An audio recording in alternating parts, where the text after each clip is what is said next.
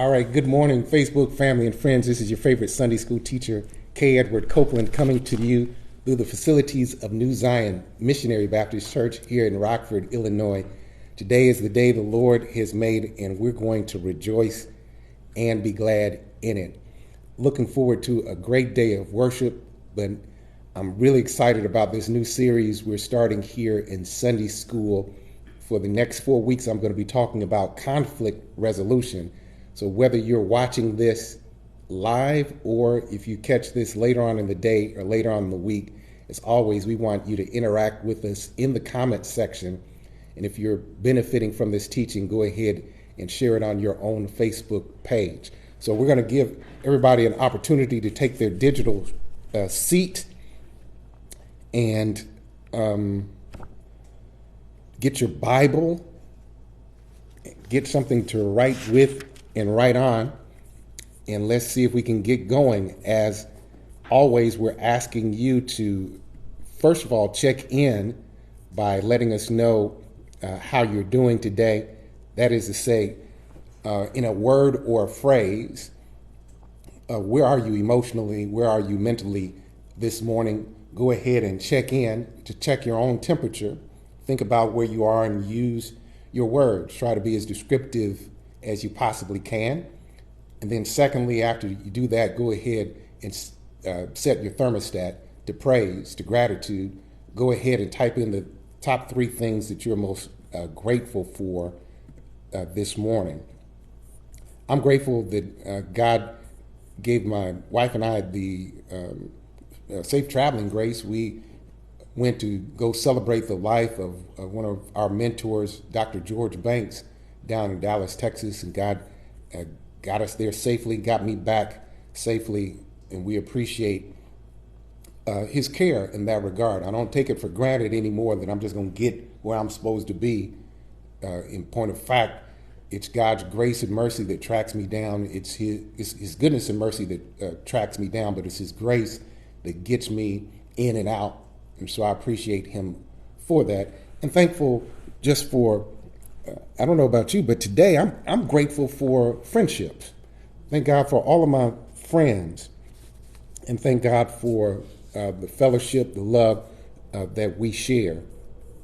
So I'm going to give you about another 90 seconds here to go ahead and get in your proper space and to check in. I see some of you are checking in right now. Go ahead and let me know how you're doing.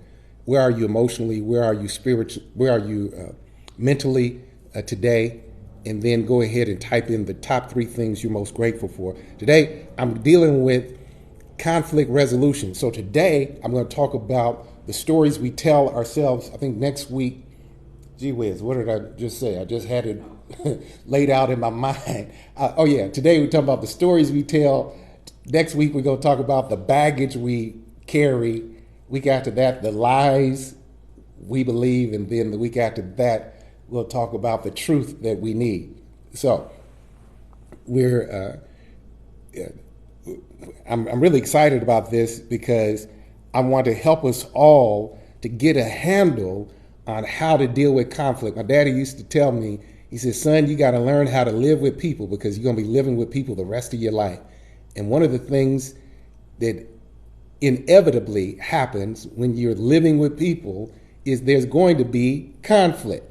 So we're going to sort of deal with, okay, how do I process, how do I manage, how do I help to minimize, and how do I work through conflict, whether it be at home, on the job, in my family, with my friends, and yes, even in the church. I bet y'all didn't know that. There can be conflict even in the church among the saints of God.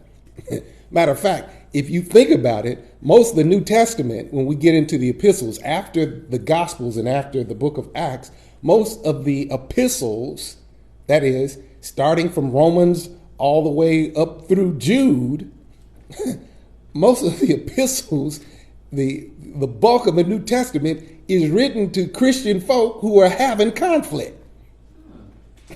So you think about it. Paul in Romans will tell us things like, don't get into squabbles over things like whether you should eat meat sacrificed to idols or this, that, and other, how you deal with government and all that type of thing toward the end there of Romans, and even how we sort of work through interpersonal conflict. In 1 Corinthians, there was division in the church. Matter of fact, I think I'm going to preach about that next week.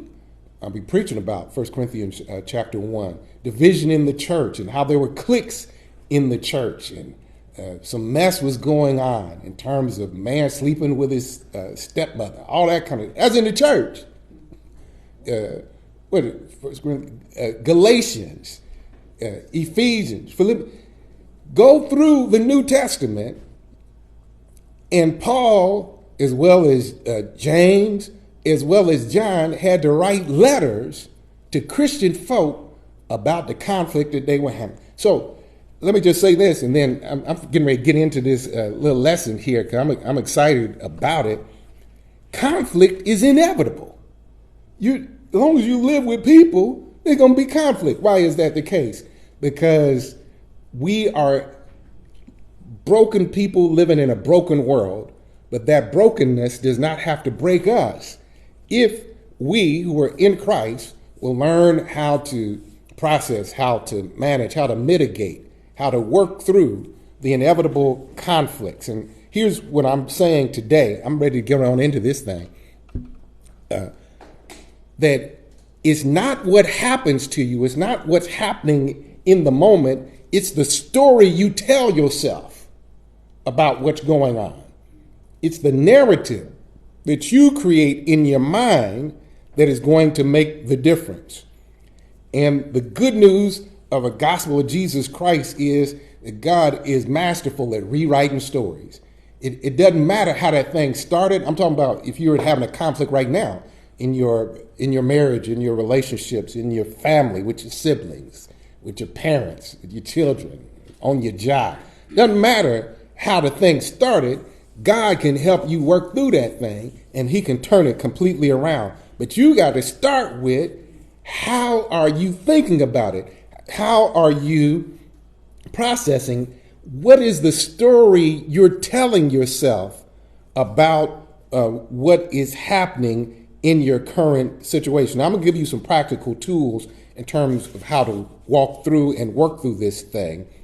But very often, conflicts arise not because of the actual event, but the story we're telling ourselves about the event. And that changes our perspective and changes how we respond and react to that thing.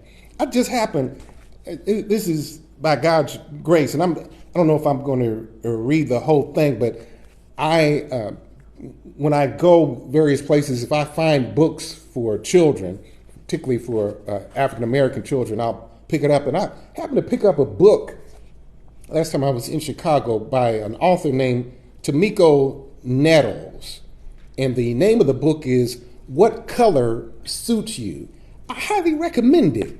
I bought it for some children, and then I just happened to pick this thing up to look at it my doggone self, and she preached it on the first page. Because the first page says, have you heard the phrase, you better paint your story before someone paints it for you? And basically, I'm not going to read the whole book, but basically the argument she's making in the book, and it's a children's book, but it's actually, I think adults need to read it. She's basically sort of processing something that happened at the job. And the author is saying that, okay, in light of what happened, what this particular protagonist, her name is July, in light of what happened to her, she could have painted the situation red, meaning that she just covered it with love. She could have painted it blue because she was sorrowful, could have painted it red because she was angry. But in the end, she decided to paint it green, signifying life. And the idea behind the book is you get to paint how you color the story, how you're processing your experience. And most importantly, bottom line is this. This is just a principle of good mental health, and that is this. It's not what happens to you, it's the story that you tell about what happens to you. Listen to what I'm saying. I'm not saying that you deny the truth of whatever traumatic event happens to you. I'm saying that how you decide to talk to yourself about that thing gonna make the difference in whether you experience ongoing trauma or whether you triumph through the trauma. Come here, B.B. King. They ain't listening to me. B.B. King got his heart broken by a woman named Lucille. And instead of stewing in it, he named his guitar Lucille and made hit after hit. It became an international blues superstar because instead of just stewing, he decided to sing. He decided to process that thing. You all know, I tell it all the time. One of my heroes is Adele, the singer. Why? Because you remember years ago, probably about now, it's got to be a good 7 years ago, the British tabloids, as she was rising in her stardom and stuff, they was talking all kind of smack about Adele, talking about her weight and all this kind of stuff. And then she fooled around in her marriage. Some things weren't going well, fooled around and got a divorce, and then they had a show enough heyday. Adele didn't get on Instagram, she didn't get on Twitter, she didn't get on Facebook, refuting any of that. Watch this. Adele went to the gym and went to the studio. She lost her weight, created some more songs. Last time you saw her, she was sitting courtside with her brand new billionaire boyfriend. Talking about what y'all got to say now. Come here, Adele. See, it ain't what happens to you. Y'all ain't listening to me. It ain't what happens to you. I'm talking about, you see, well, I thought we was talking about conflict resolution. We are. And I'm getting ready to give you some biblical examples now. It's not what's happening in the thing. It's how are you talking about it to yourself. Because you will not be able to work through this interpersonal conflict until you get a handle on your intrapersonal dialogue. Listen to what I'm saying, children. If you can catch this, this is going to save you a whole lot of heartache. You cannot work through interpersonal conflict on your job. They're getting on your last nerve. In your house with your siblings or your parents or your spouse or whoever it is. Y'all just having conflict. In your church, with your friends. You will not be able to work through whatever the static is between me and thee until I get a handle on the me part. I can't work through interpersonal conflict until I get a handle on my intrapersonal dialogue. What am I saying about this thing? Because very often we get hung up on assumptions and we try to write a story based on inaccurate facts, and we sort of fill in blanks that really aren't there. So if my wife comes in and she seems to be in a bad mood, and I say, baby, hi, and she's short with me, hey, and then just keep on walking. Well, now watch this. If in my mind I say, she must be mad at me, what did I do now? Oh, she always getting mad. Now, if I start dialoguing intrapersonally and start writing a story in my mind about what she is thinking or what she's feeling and all that kind of stuff, then I can fool around. Then watch this. I'm thinking she got an attitude, but I done talked myself into an attitude my doggone self. And she thinking about what happened at the job. These people done got on my nerves. And so she's trying to process that. She done had all kind of trials and tribulations at the job, and she just walked in the house. And I'm just, hey, baby, how you doing? And then I'm taking it personally. And she just trying to figure out, man, why did so-and-so say that? And why did it? As opposed to, if I just give her a moment to decompress, if I don't make no assumptions, if I don't try to fill in the gaps, or she always, or she must be, what did I do wrong now?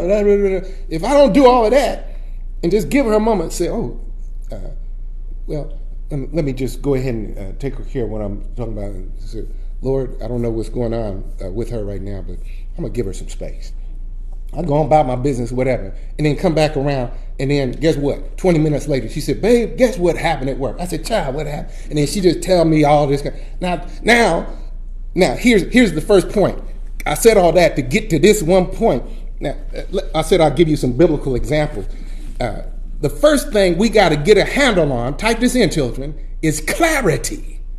Clarity. We got to be clear on what's going on. Now, let me give you some biblical examples, if I can, of when people are not getting this, when people are making assumptions.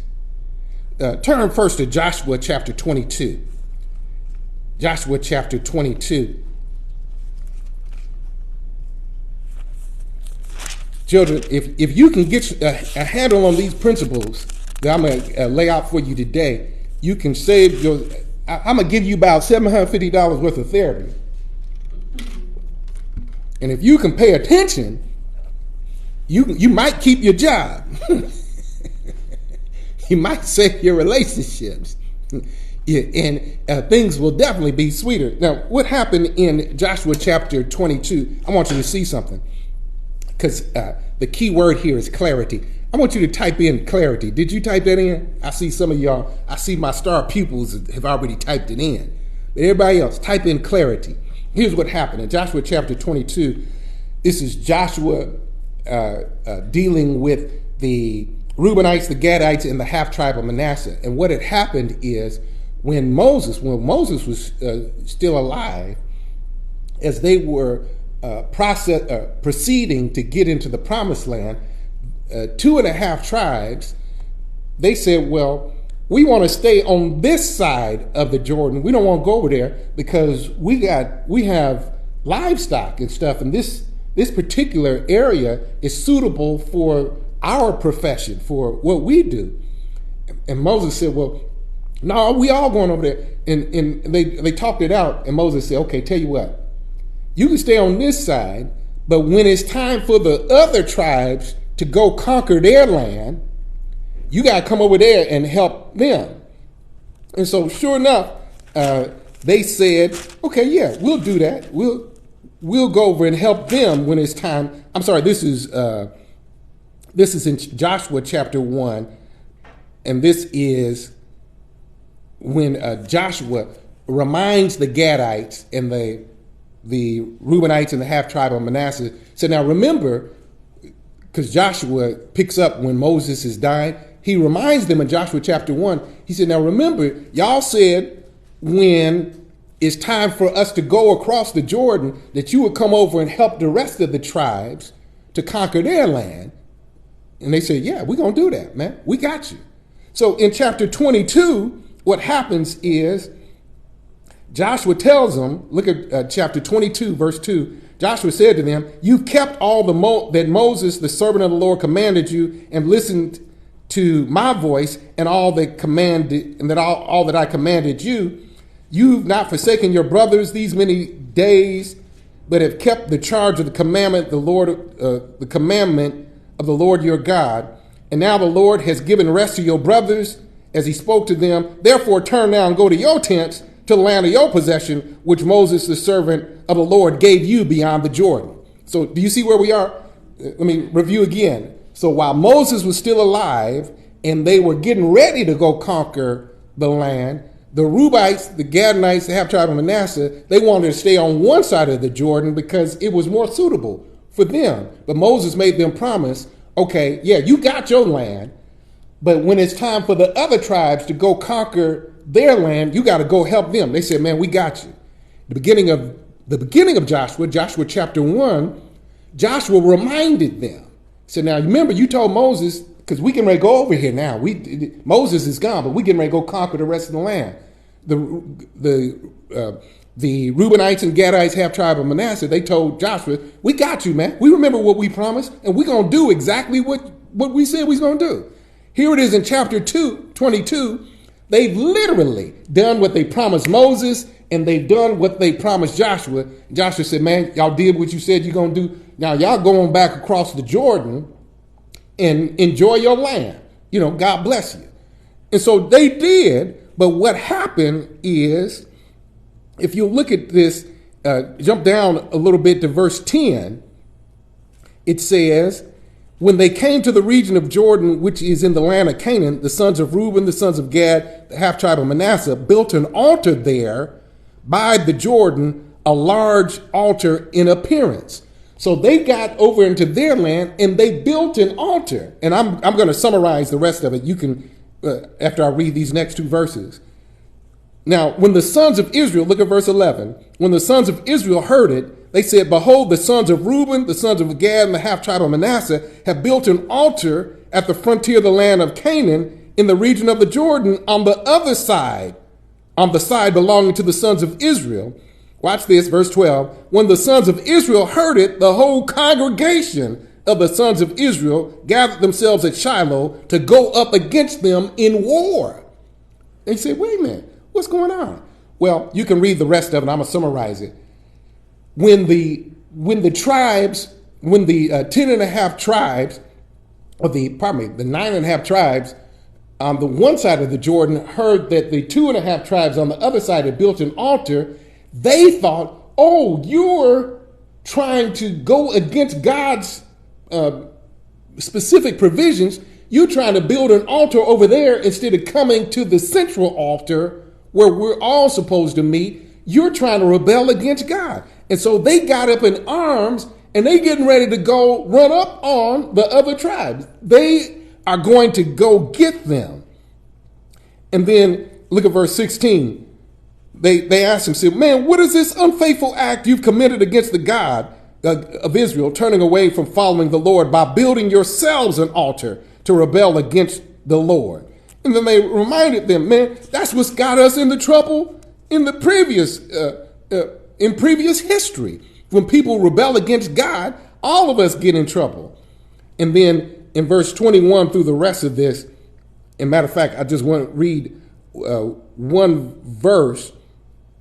He says, in verse 26, the Gadites, the Reubenites, and half tribe of Manasseh said, we didn't build an altar so we can sacrifice. We built an altar, verse 26 and 27. We said, let's build an altar not for burnt offering or for sacrifice. Rather, it shall be a witness between us and you and between our generations after us that we are to perform the service of the Lord before him with our burnt offerings, with our sacrifice, and so on and so forth.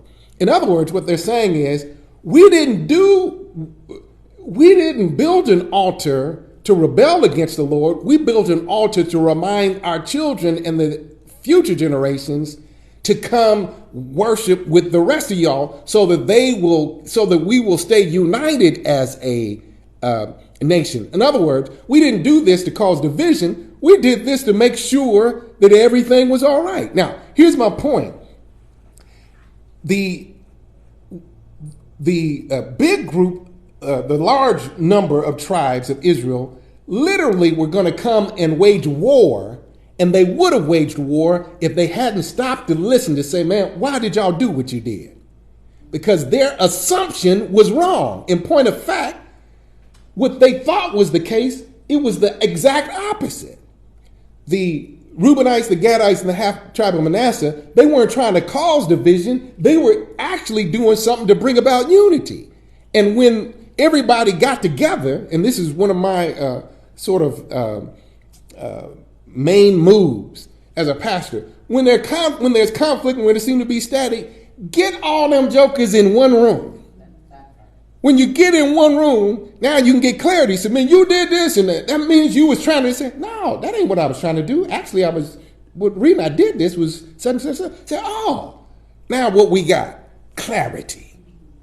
They were getting ready to go literally kill them. They were getting ready to wage war until they asked them, said, man, you do it. They said, no, that ain't why we did that. We was actually trying to do this, that, and other. And then they said, oh, if you read the rest of the chapter, you'll then find, matter of fact, look at how the chapter ends. Chapter 22, verse 33. The word pleased the sons of Israel, and the sons of Israel blessed God, and they did not speak of going up against them in war to destroy the land in which the sons of Reuben and the sons of Gad were living. How did it get to that point? They got clarity.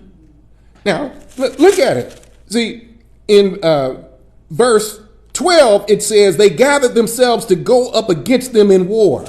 In verse 33, it says they did not speak of going up against them in war. How did they decide not to go to war? They got clarity.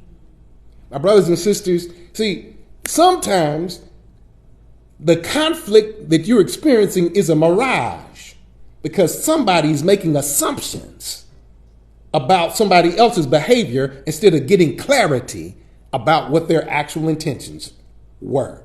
Now, you can see another example of this in Acts chapter 21. Turn right quick. Let me show you this, and then we're getting ready to get into some other practical applications. Turn to Acts chapter 21. I'm going to summarize this one so that we can move forward with greater dispatch. So far, all I'm trying to tell you is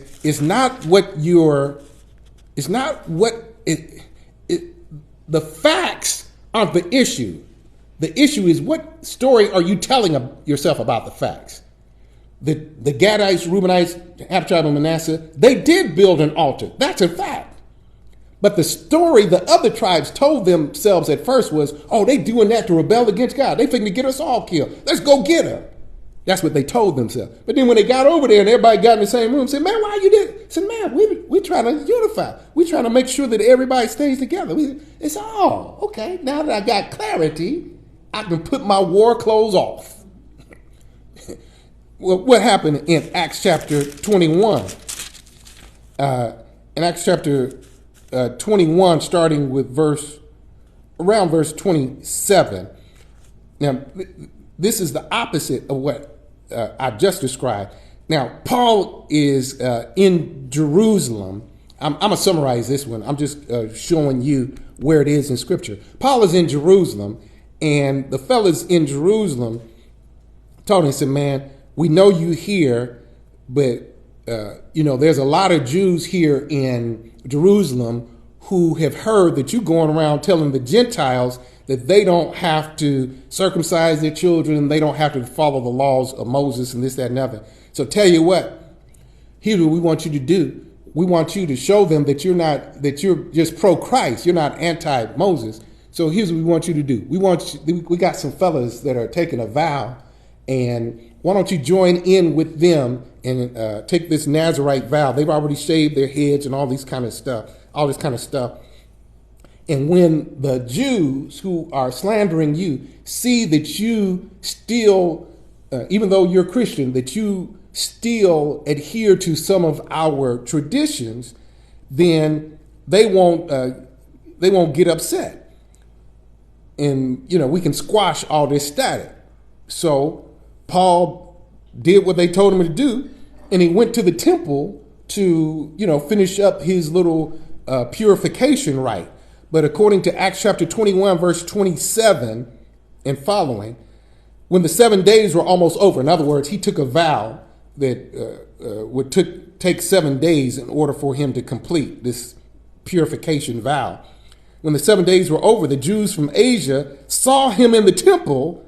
You see this in verse 27? And they began to stir up all the crowd and laid hands on him, crying out, men of Israel, come to our aid. This is the man who preaches to all men everywhere against our people and the law in this place. And besides, he has even brought Greeks into the temple and defiled this holy place.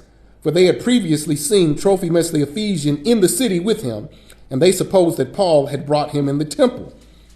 Then all the city was provoked. People rushed together. They took hold of Paul, dragged him out the temple, and verse 31, while they were seeking to kill him, a report came up to the commander of the Roman cohort. All Jerusalem was in confusion, and so on and so forth. Now, here's what happened in this situation. Paul was in the temple. They happened to see this guy named Trophimus, who was an Ephesian, in the temple, and they assumed that Paul brought him in the temple and got the whole crowd sort of worked up. They fooled around and grabbed hold of Paul. They think to kill him. The police came and, broke it up. And then the rest of chapter 21 and chapter 22 is Paul trying to make his defense and all these types of things. Matter of fact, even into chapter 23. And make a long story short, this is how Paul got in prison off of a false accusation. Because they made, instead of asking him what was going on, they created a story in their mind. Because they saw Paul in the temple, they saw Trophimus in the temple, and they wrote the story, Paul must have brought him in here. And that's how Paul wound up on death row.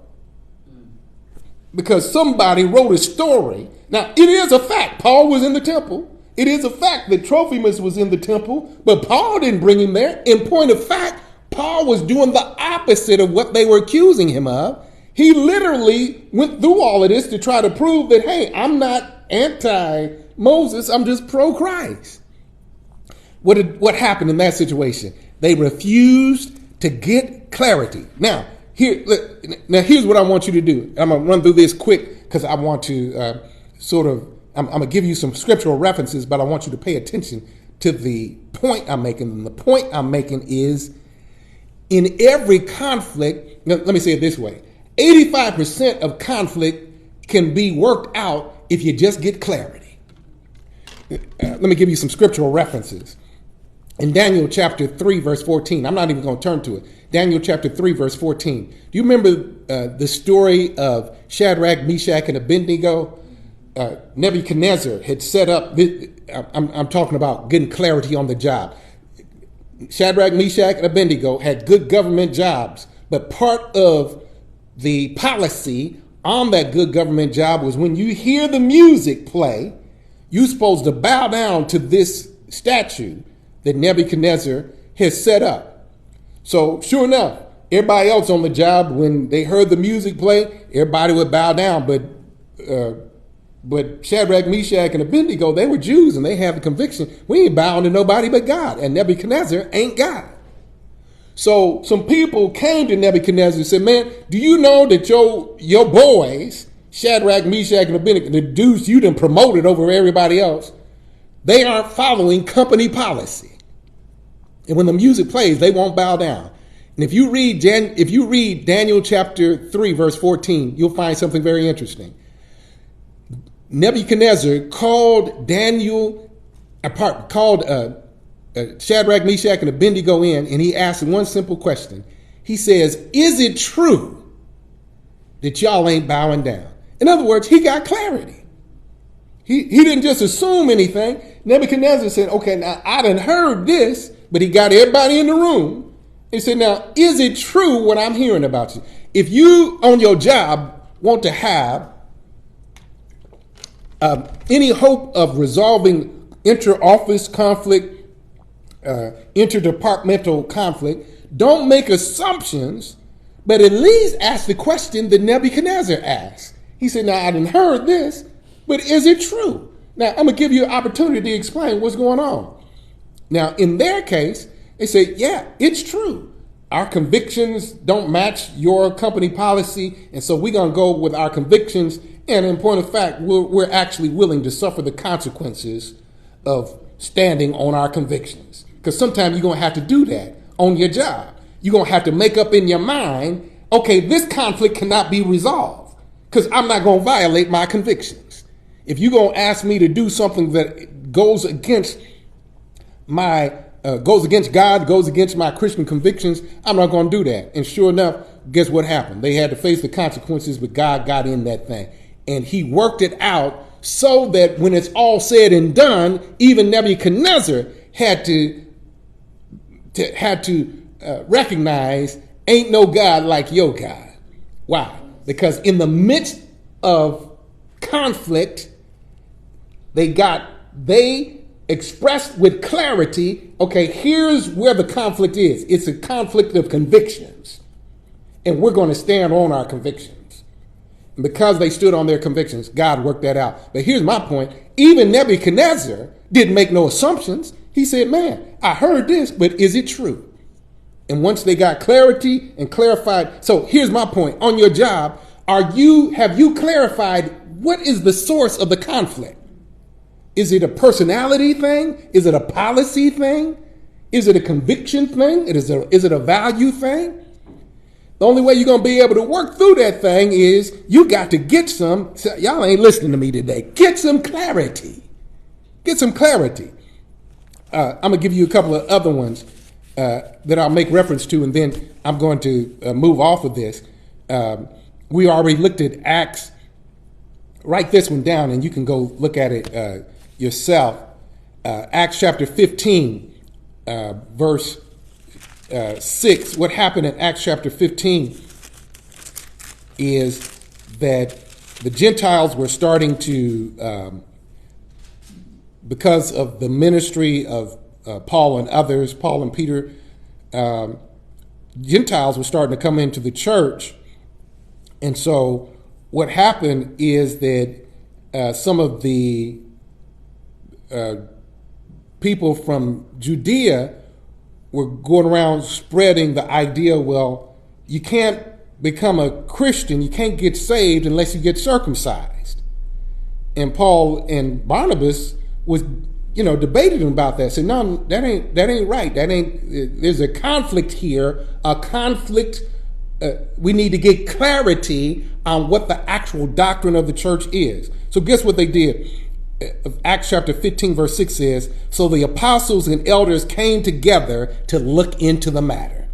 Listen, children, all I'm trying to say, on your job, in your family, at the church, the only way that you can possibly work through conflict is you got to get clarity. And very often what that means is getting everybody together and saying, like Nebuchadnezzar, is it true?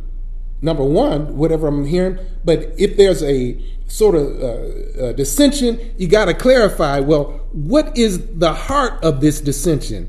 Is it something related to our convictions? Is it something related to, it's just a personality conflict? Where's the conflict? And the Bible says the apostles and elders came together and they looked into the matter. And basically, this was the first church council.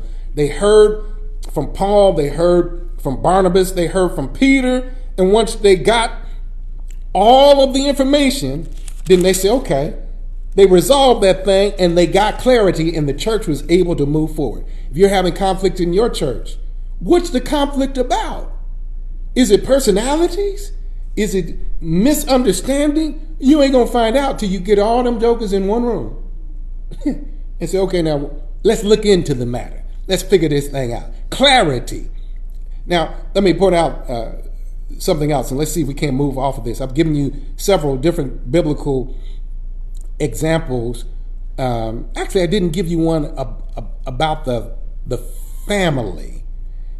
Let's look at, tell you what, let me cut across the field here because I want to say something else that will help you. It's not just clarity, but what you want to do is you want to listen with compassion to the other person's story. Listen carefully what I'm saying. If we're in an interpersonal conflict, first of all, I need to be careful. I need to curate. I need to be conscious of the intrapersonal story I'm telling about the conflict. But then I need to listen closely enough to hear the other person's story, to hear the other person's perspective. So it's not just about clarity, it's about compassion. I could give you all kind of examples about that, but you remember when Solomon, God asked Solomon, said, well, man, I'll give you whatever you want. And what did Solomon ask for? He said, Lord, give me a listening heart. Give me a listening heart. And then the next thing that happens, two women came in, and both of them had recently given birth, and one of them had accidentally smothered her baby during the night, and the other one had come and switched babies. But then when they both woke up, the woman who was looking at a dead baby, she realized, wait a minute, this ain't my baby. And so they came before Solomon. And what did Solomon do? He listened. He listened to the story. And once he listened to the story, he got clarity, and he was able to make a wise decision, and he was able to work that thing out. Jesus would say it this way. If you were to look at Luke chapter 6, I'm coming swiftly toward a close here. I want you to see something. Luke chapter 6, around verse, I want to say 37, if I'm not mistaken. You remember that passage called really the Sermon on the Plain, where Jesus is giving Luke's version of the Beatitudes. And he's said some things like, love your enemies, do good to them that hate you, bless them that curse you, and pray for them despitefully use you.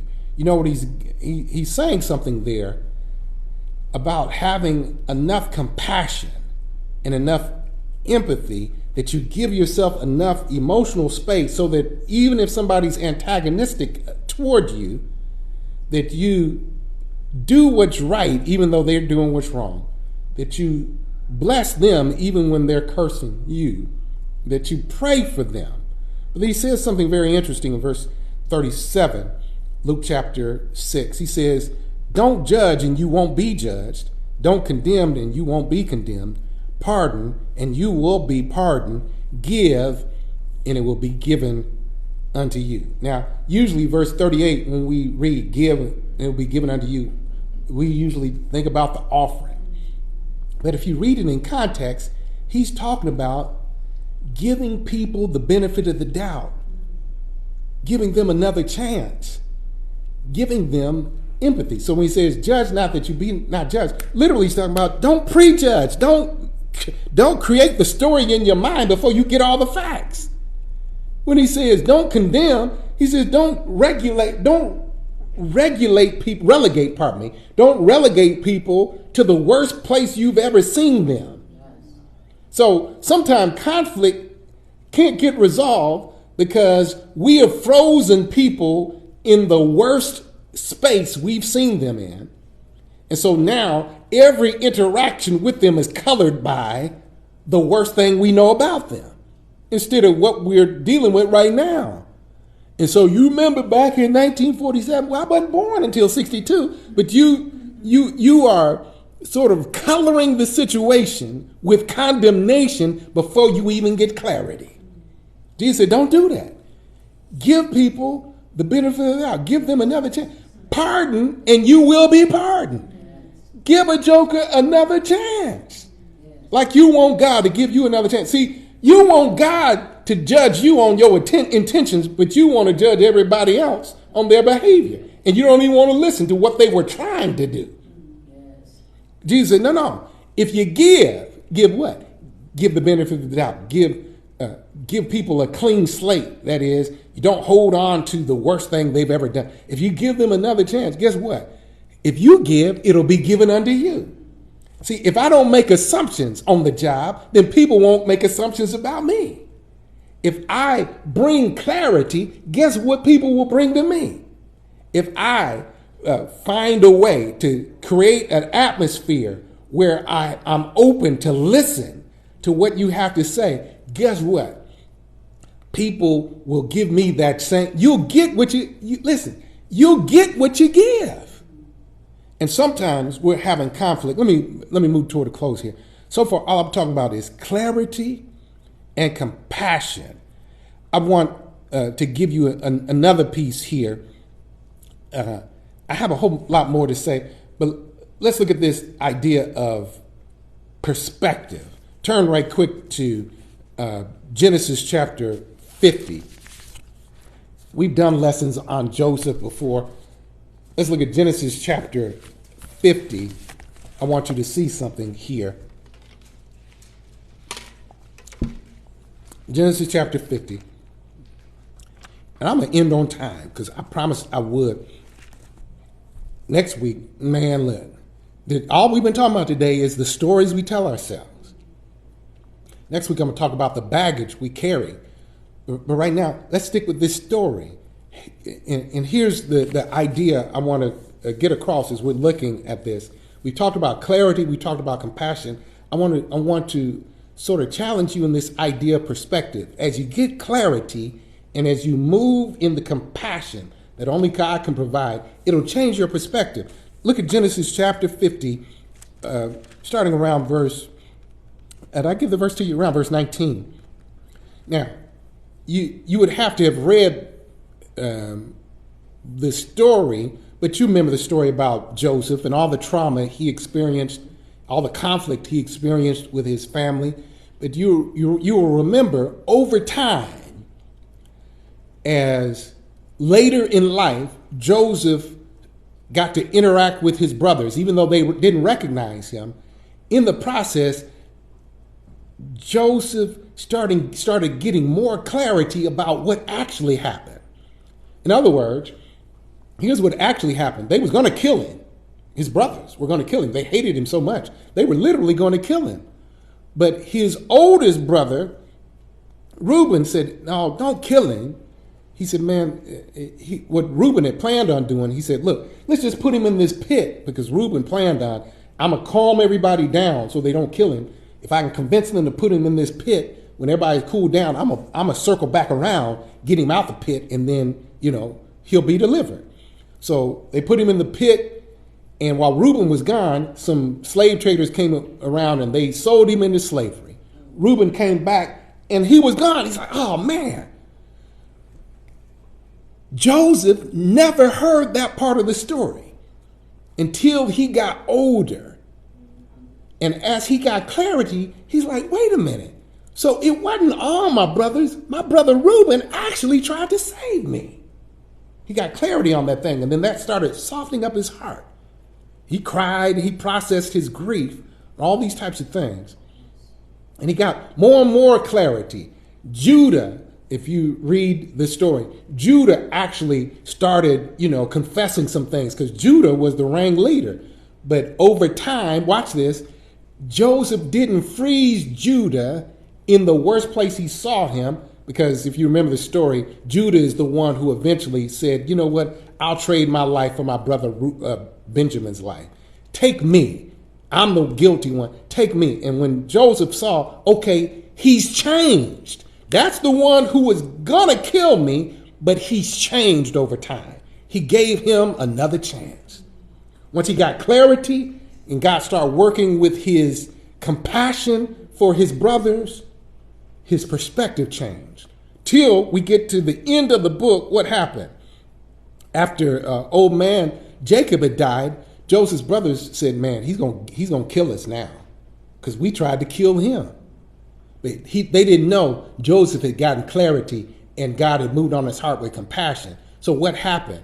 Joseph, when he found out that his brothers really thought that he was going to kill him, he said, no. Look at verse 19. Joseph said to them, don't be afraid. I'm not in God's place. As for you, you meant evil against me, but God. See, his whole perspective changed. There's still this simmering conflict, and they're making assumptions. Oh, he's going to get us now. But Joseph said, no. I've had time to process this thing. He said, yeah, you meant it for evil, but here's the story. I've changed it. God has rewritten how I view my story, because I got clarity now. I got compassion that comes from God, and now here's my perspective. You meant it for evil, but God meant it for good. So that, what do you mean God meant it for good? In order to bring about this present result, to preserve many people alive. So therefore, don't be afraid. I'm going to provide for you and your little ones. And so he comforted them and spoke kindly to them. You see how this thing works? Once you get some clarity, once you let God move on your heart and get some compassion, it'll change your perspective about this thing. So on your job, you get clarity about this thing. You find out, oh, the reason she acting like that is she's insecure. You know what? I've been insecure before. I'm going to move in compassion toward her. So instead of giving her what she gives me, I'm going to be kind. I'm going to bless her. She's always talking negative. I'm going to speak positive words into her. Matter of fact, I'm going to pray for this child, because she's going through right now. And so now, even though she's assuming certain things about me, I'm proving with my actions No. Let's rewrite this story. I know you're insecure. Or maybe this brother over here, the reason he's always late, he's taking care of a ailing parent. But you won't know that till you get clarity. Instead of just assuming, it's this old lazy joker here. This man, he gets on my nerve. Why did it? Instead of I said, brother, wait a minute.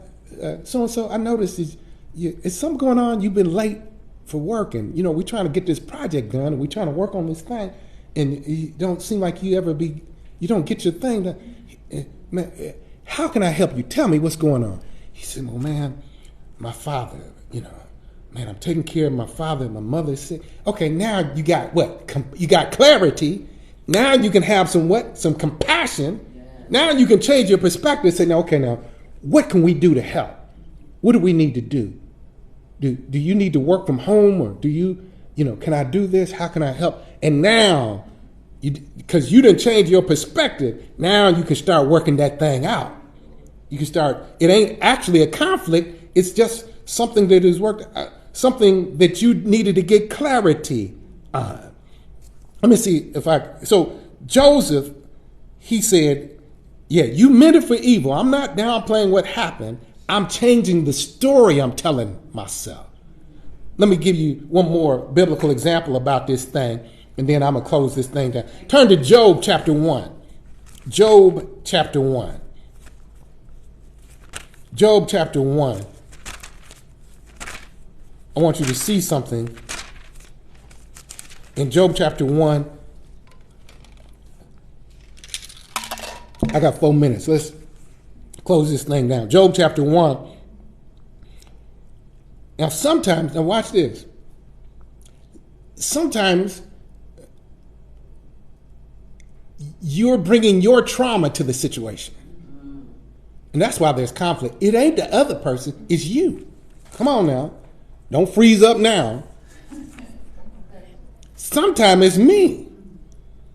Now I'm going to talk about this next week, about the baggage we're bringing to the situation. But I want you to see something that happens with Job. Job chapter 1, verse 20, 21, and 22. I want you to keep your pipes clean. Now, Job has had the worst day that anybody could possibly have. Lost literally everything. Lost his children, all of that. And the Bible says, Job arose, tore his robe, shaved his head, fell down to the ground and worshiped. And he said, naked I came from my mother's womb, and naked I shall return. The Lord gave, the Lord has taken away. Blessed be the name of the Lord. Through all this, Job did not sin, nor did he blame God. Now, watch this. I'm talking about, it's not what happened. What did I say at the beginning? It's not what happens to you, it's the story you tell about what happened. So what did Job do? First thing he did when there was a traumatic sort of situation, he released to God. He expressed his emotion. He didn't ignore, he didn't downplay, he didn't try to sort of just blow past the trauma. What did he do? The Bible says he tore his robe, shaved his head, fell on the ground. In other words, he expressed the grief of the situation. Sometimes there's conflict in your family, conflict on the job. Sometimes there's even conflict in the church because of unprocessed grief. And all grief ain't based on the death of somebody. Sometimes there's a grief that's based on the death of a relationship, or the death of an opportunity, or the death of a dream. Have you released yourself? Have you actually expressed the pain? Have you cried? When the last time you cried? Have you actually let go of the pain? He released that thing. Watch this. And he worshiped. Two things can be this. You can do two things at once. That is, you can be grieving and yet acknowledge, okay, God, I don't understand, but somehow or another you in this thing, and I'm going to worship you. Once he was able to release, he was able to reflect. What did he reflect on? He said, well, what did I bring into this world? Nothing. And guess what? Everybody else has died. One day I'm going to die. What am I taking away from this world? Nothing. He changes. Listen, after he released through tears, he reflected in worship that everything I have, God gave me, and I'm not going to take it with me. So yeah, I lost everything, but I didn't have nothing when I got here. He reflected on that thing, and because he reflected on it, he was able to reframe the story. He said, you know what? I done cried. I done worship. You know what? I didn't come here with nothing. I ain't leaving here with nothing. Blessed be the name of the Lord. He reframed on that, and the Bible says, and he didn't sin against God. Now, by the time you got to the end of the book, bottom line is Job had to wrestle. Now, I'm saying all this to say, that's what he said at the end of chapter 1, but he had to wrestle even with his friends for like about 40 chapters until God sort of helped him at the end to completely reframe that thing. And once Job got clarity, he had compassion for his friends, and when he prayed for his friends, the Bible says God turned the captivity of Job. Sometimes it ain't the other person that's bringing the conflict. Sometimes it's you, because you haven't wrestled with God about some of the stuff that's happened in your past, and your past losses are covering how you think about your current prospects. So here's what I need you to do. I'm done. When I tell you, I want you to type this in: salsa and spades. Salsa and spades. Let me tell you something. I got 2 stories. I got 2 minutes. Listen carefully. One time, I like salsa, and I always keep some salsa in my refrigerator. So one time, I went into the refrigerator, opened up the refrigerator door, and my wife had cleaned out and organized the refrigerator, as she sometimes does. Just got in a cleaning mood, and she just decluttered everything and reorganized the refrigerator. But I had put my salsa in a particular place. I opened up the refrigerator. Listen carefully, children. I opened up the refrigerator, and my salsa was not in the salsa space. So I started talking to myself. So I know she didn't throw my salsa out. I'm looking. I said, "Where's my salsa?"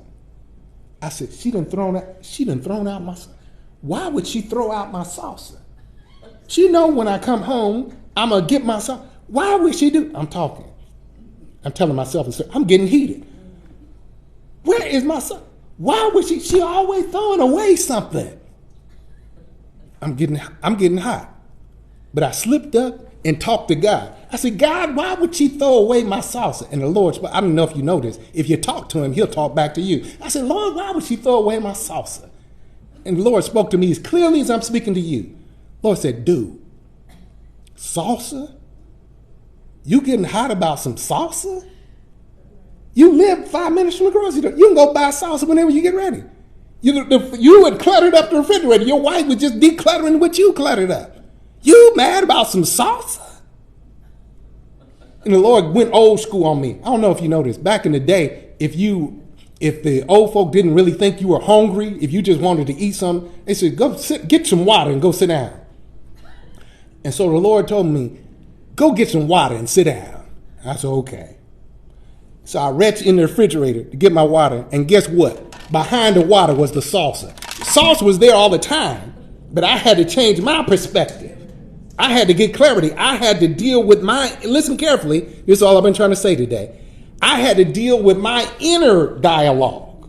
What was the story I'm telling myself? Salsa was already there, but I am getting heated. I'm talking myself into a frenzy because I'm telling myself the wrong story.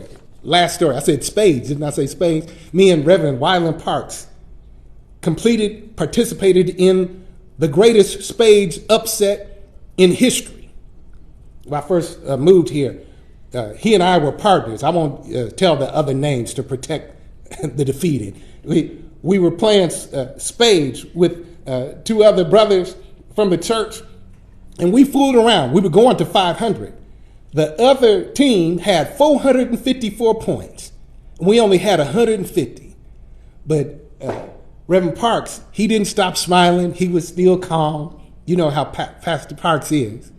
He said, "Pastor, I believe we can get it." I said, we can get it? And I said, "All right." And guess what? We set them jokers 3 times and fooled around and won the game. Why?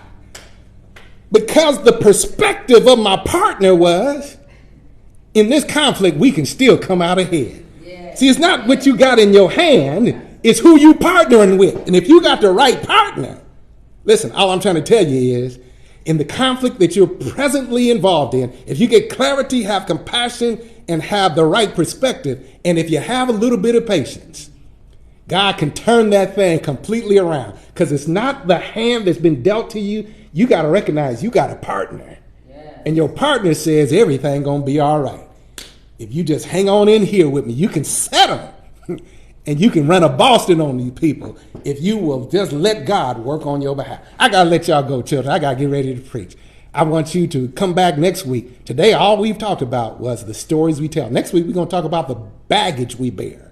And I want to help you to let go of some junk in your life so that you can have a sweeter relationship on the job, at work, on the job, at church, in your family, in your marriage, all of those things. God loves you, and I love you too. And I'll catch you next week.